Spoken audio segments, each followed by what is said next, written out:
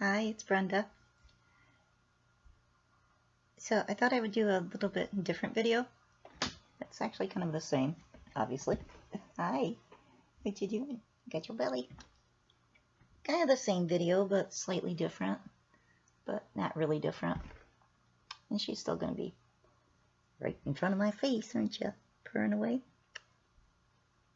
But before I do that, there was, I did want to say something. Can you sit?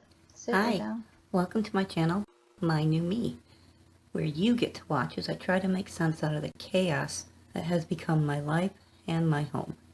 How lucky are you? Come here, lay down. Come here, lay down. I know. Hi. Lay down. Lay down. Say hi, peoples. Come on down. Hey. Did your fur messed up there or what? It's like a white spot. Are you going bald already? Mwah.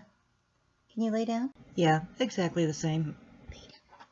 Oh, there we go. Look how nice that is. Yeah. I hope you guys can hear that. That's a big old purr. Yeah, it is. Mwah. I know. My goodness. But I just wanted to say, so many of you folks are battling the wildfires out west and the hurricanes down south. You're in our thoughts and in our hearts, in her purrs. Just hope you're staying as safe and healthy and keeping your loved ones as safe and healthy as you can. You know, it's scary. I'm watching the news and watching videos, and my heart just goes out to you. Please stay safe. And then dealing with COVID on top of all of it. And they're still losing too many people to COVID. I hope you can find whatever smiles you can throughout the day. It doesn't have to be this great big boisterous guffaw.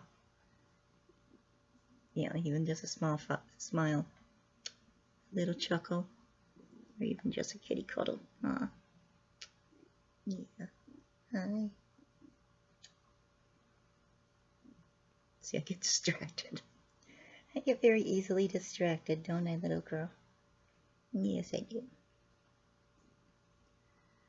I wanted to do a Chatty Clouds video. I had this. Maybe it wouldn't be what I thought it would be, but I had this thought that so many of you have smoky skies or hurricane skies. Maybe I could share the clear sky or, you know, the benign clouds we have with you. Maybe it would make you feel worse because you don't have it. It wasn't not the way I intend it, but where are you going now? But I don't know. You had to take a bath right then? Okay, hi. You want to talk to me? But there really isn't anywhere around here where I can't... You're just leaning forward to be between me and the camera, aren't you? Is that fur or is there something on you? It's like a little white something. But there's really nowhere where I can film clouds without getting someone's house around here. Unless I stand in the middle of the road and film. Out there just holding my phone pointing up. But the neighbors might think I'm weirder than I actually am. If possible. So I thought I would just do a chatty cloud without the sky. Just with me watching myself. Watching me. You guys can watch me, watch myself, watch me in the camera. Because that's all I see on the screen is me. I did see Atty, but she just left me. She just dumped us. So I thought I would do it this way. And maybe someone can get a couple of smiles and chuckles out of it, hopefully. It's a couple of stories from the boy's childhood that has always made me smile. It's always made us laugh and smile. And it was just funny. To us anyway. I hope it is to you folks as well. But when the boy was young, he had quite a few friends that would come around the house, and they would stay. I kind of preferred it that way. Our house sort of migrated into becoming the hangout house. And like I said, I was okay with that. I could hear conversations that I probably wouldn't otherwise have been able to hear, and hopefully guide them into making better choices in life, or give other parents heads up that I think they needed or might appreciate. Avoid the necessity of grounding the crap out of every single one of them, which I did do some of that in the past. There's one boy that the boy met him when he was 5 years old, and they became friends right away, and they have stayed friends through all these years. He was a good kid. He's a very nice man right now, and he's just a good kid. They spent most of their youth together, and he would be at our house or the boy would be at their house. But I will be calling the boy, of course, and to not use his real name, Addie's going to dig in the litter box while I'm trying to talk. But to not use his real name, I'm going to dive into the depths of my vast imagination and become extremely inventive when determining how to refer to this friend throughout the telling of this tale. I think I will name him Friend, because that's extremely imaginative. So you have the boy and you have Friend. Like I said, they spent a lot of time together. For several years, every year, Friend's family spent a week at a lake where they were building a cabin. And the boy went with them for that week. Friend could usually invite a few friends. So this one year he invited three boys. And they would help work on the cabin, work around it, and they do the yard work and stuff, and play in the water. They would go boating in the lake. They would explore the woods and just be boys. And they had a riot the whole time they were gone. Well, they had a canoe, and all 4 boys would be in the canoe. There'd be one right behind the other, and they had their life jackets on. The one in front and the one in the back would be paddling, and the 2 in the middle would just be sitting there going along for the line. 4 boys, one right after the other. Well, they're out exploring one area of the lake, and then on their way back, realized that the canoe had a small leak in it. And it started out where it was here, and the canoe was slowly sinking down until the canoe itself was just under the water. Now, the 2 paddling boys in the front and the back were paddling even faster to try to get back to their dock before they completely lost the boat. And the 2 in the middle were just sitting there, riding along, all 4 boys, cruising across the surface of the water, about just height in the water, with no boat. At least anyone looking on, they couldn't see the boat. So they went by this one man. He was on a motorboat, and he was fishing, and he's standing there holding his fishing rod, and the 4 boys just skimming across the water. From the chest up, all he could see was their chest up, no boat, the 2 paddling, the other 2 in the middle just riding, 4 boys, one right after the other.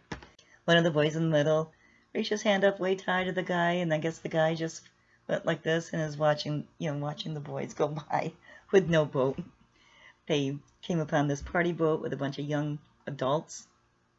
It was like a 2-decker boat or whatever, and all of a sudden it just got deadly quiet, and everybody was at the railing watching these 4 boys going across the water. No boat under them, just one after the other. The 2 in the middle just casually waved at them like this was no big deal and nothing unusual here. The other 2 were paddling away. They were telling about it, and the expressions on people's faces as their mouths dropped open and they're just watching them go. In the meantime, the boat's getting lower and lower, and the 2 in the middle are trying to hold on to it so they don't completely lose it on the lake bottom. The 2 on either ends are paddling and trying to keep themselves attached to the boat with their legs. But they're just as casual as can be, riding along, one after the other, no boat in sight. It was just kind of a short story, but just picture it in my mind, imagine it happening, imagine the expressions on the people's faces as they saw them, imagine the boys just being typical boys and just as casual as can be, waving at the people, going back to looking forward, patiently waiting to get to the dock. Then they came home and they were telling me about it, and they were laughing so hard they could barely get the story out, and I was laughing with their telling and their reenacting of it. I think it was about a year after that, maybe, and the boy was at friend's house, and he was staying the weekend, and they had friends. The friend's house was out in the country. I lived in town. Their house was out in the country, and they had so there were fields and woods all around them, and the boys would just have a riot exploring the entire area, exploring all the trees and the fields and Daniel Boone and who knows what else. The 2 boys had been out exploring the woods, but they were walking across the field, heading back to friend's home for dinner, and they hear this dog barking. So they look back and just they look back and just enter. What you doing? Hi. So they look back behind them and just entering. Come on, honey. Down or down? Good girl. All right. So they look back behind them. There's this huge German Shepherd running at them, racing at them, barking and barking and barking. They were terrified. Friend shouts, "Run!" and takes off running for the field. The boy takes off running with him. All they could think of was getting to the trees and climbing up a tree and out of the dog's reach as fast as they could.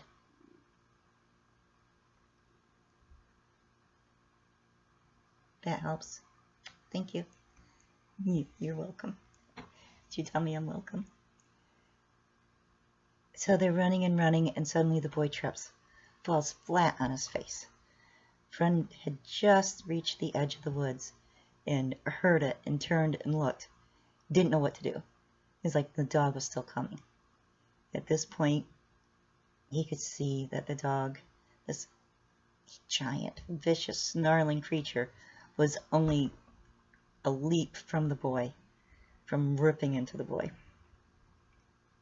The boy gets up on his left hand and his right knee, looks over his shoulder and sees the dog right there, a few short feet away from him. Looks back at Friend and sees Friend standing at the edge of the woods, undecided. And so he looks at him and he shouts, "Run!" He takes his right hand and he's waving at Friend, saying, "Run, run, save yourself," with all the melodrama that any preteen can possibly infuse into his voice. But Friend couldn't leave his friend, so he searches on the ground and picks up a big stick and turned around to see the dog, the snarling, savage beast, right at the boy's feet. The boy looks back and sees the dog right there, and they both thought, "Oh no, this is it." And suddenly the dog leaps over the boy. In one bound, he completely clears the boy's waving arm looks down at the boy as the boy's shouting, "Run, save yourself." The dog looks down at the boy, and the boy looks up at the dog, and the dog lands about a yard in front of the boy. Keeps running and keeps barking. And the boy was like in shock. You know, he just sat there with his mouth open, his hand in the air, up on his right knee and his left hand. His left leg is still stretched out behind him. And just shocked that it didn't pounce on him. Then he realized that this savage dog was still going towards friend. Friend's standing there. Like, do I go get the boy? Do I climb a tree? Do I defend myself? Still standing there holding the stick in two hands. And then the dog just runs on past him. As he gets even with friend, the dog looks at friend, gives a little yip, keeps barking, and keeps running right on past. And they're both just standing there staring after. And the friend just stands there staring after the dog, mouth hanging open. Like, what just happened? He looks back at the boy, and the boy's still in this position, mouth hanging open. And then the boy just flops. Flopped on his face. Friend came running out to him and flopped on his back in the field next to the boy. The boy said, "Well, that wasn't what I was expecting." And they just started giggling. Started giggling and giggling. And they laid there for a few minutes and then realized, what if it comes back? What if it changes its mind and comes back? So then they got up and hightailed on the way home. And they were telling that story. And they put all the drama into it. They did a much better job at it than I could. It's just one of those stories of maybe 11, 12-year-old boys would understand, but they thought for sure that that dog was coming after them. And I can just see the looks on their faces as they're both. The boy is watching the dog jump over him, and the dog's looking down at him. I don't know.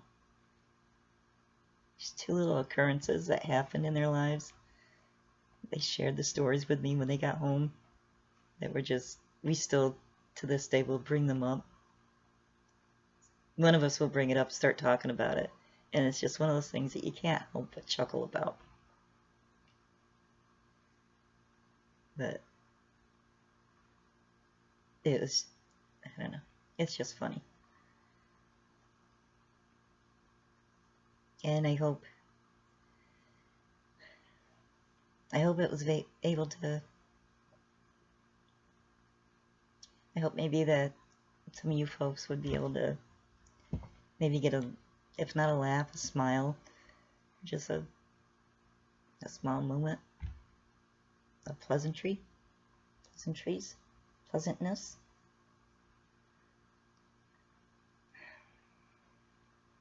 A lightening of the mood in today's world, maybe. Just for a moment or two. A kitty purr or two to go with it.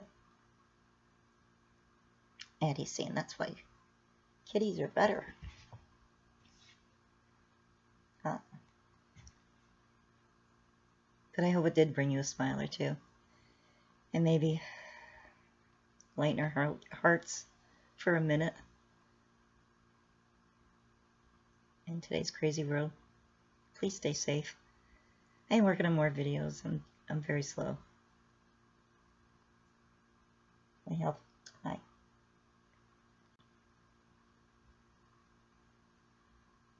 My health has been, it's not anything new. It's the same reason my house got the way it did years ago, why I started this channel.